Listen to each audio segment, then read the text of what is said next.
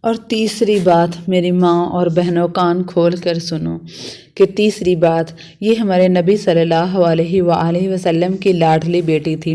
آخری وصیت حضرت فاطمہ رضی اللہ تعالی عنہا کہتی ہیں، اے میرے شوہر، جب میری وفات ہو جائے تو کسی کو نہ بلانا۔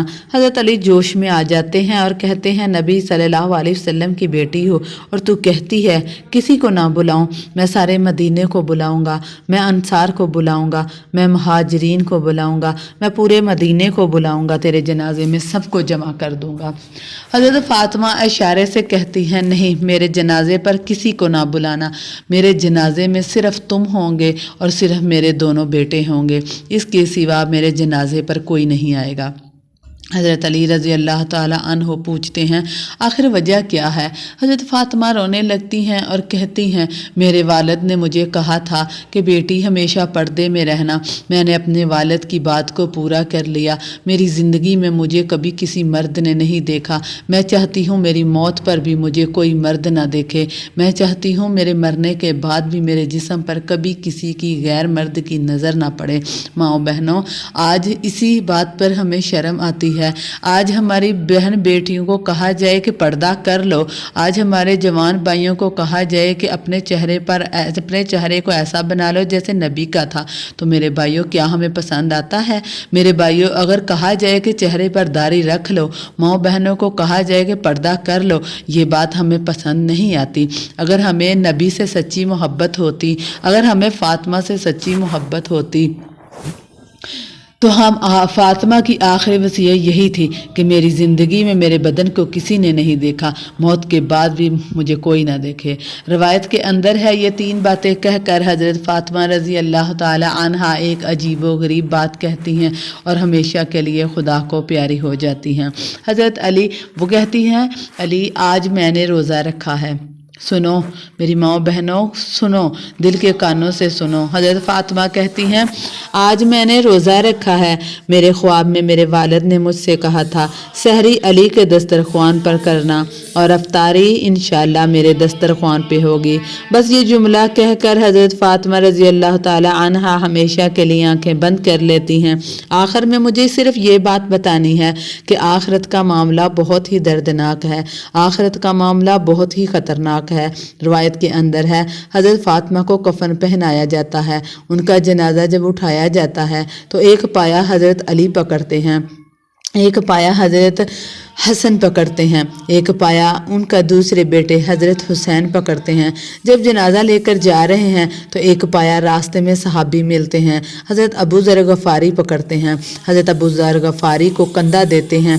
جب حضرت یہ جنازہ اٹھ کر چلتا ہے، روایت کے اندر ہے وہ معصوم بچے رو رہے ہیں، حضرت علی رو رہے ہیں، حضرت ابو ذر غفاری رو رہے ہیں۔ روایت کے اندر ہے اب قبر کو کھودا گیا، اس قبر کے اندر حضرت فاطمہ کو رکھنا ہے۔ میری ماؤں بہنوں کان کھول کر سنو، جب اس قبر میں حضرت فاطمہ کو رکھنا ہوتا ہے، حضرت حسن حسین جب اپنی ماں کو اس قبر کے اندر رکھتے ہیں تو اس طرح روتے ہیں، اس طرح تڑپتے ہیں جس طرح مچھلی پانی کے بغیر تڑپتی ہے۔ حضرت علی رضی اللہ تعالیٰ عنہ کی آنکھوں میں آنسو جاری ہیں، ان کی داڑھی مبارک تر ہو چکی ہے۔ ان سب کا رونا دیکھ کر حضرت ابو ذر غفاری کو بھی رونا آ جاتا ہے اور حضرت ابو ذر غفاری یہ سب برداشت نہیں کر پاتے۔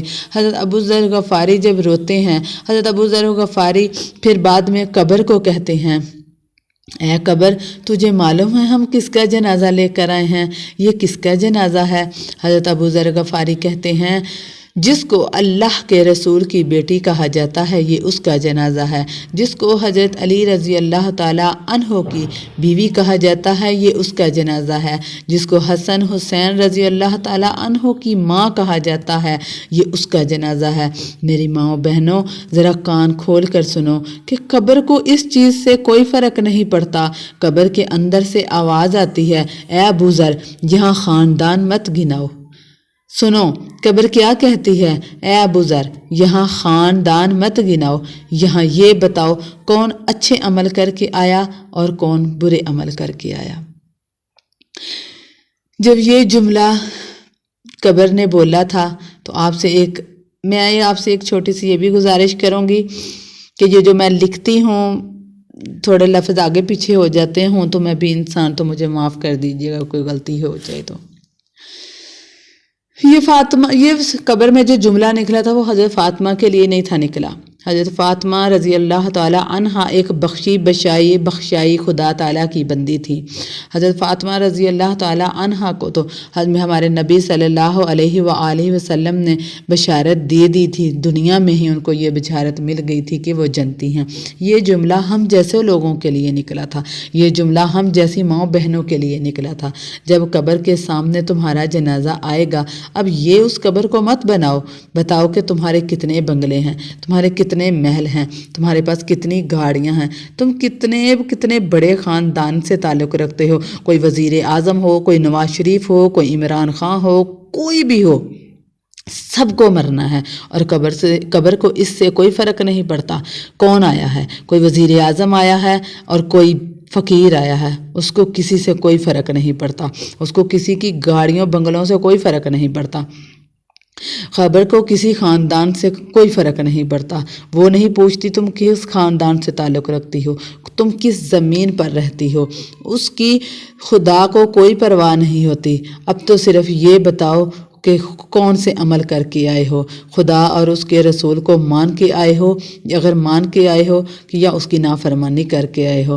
اگر مان کے آئے ہو تو مبارک ہو، قبر جنت کے باغوں میں سے ایک باغ ہے۔ اگر نافرمانی کر کے آئے ہو تو اللہ تعالیٰ معاف کرے، وہ قبر جنت کے دوزخ کے گڑھوں میں سے ایک گڑھا ہے۔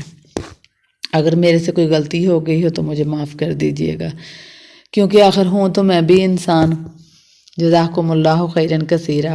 ویڈیو اچھی لگی ہو تو اس کو لائک اور سبسکرائب بھی کر دیجئے گا، بیل آئیکن کو بھی پریس کر دیجئے گا تاکہ اپلوڈ ہونے والے تمام اسلامی وظائف اور اسلامی واقعات آپ تک بر وقت پہنچ سکیں۔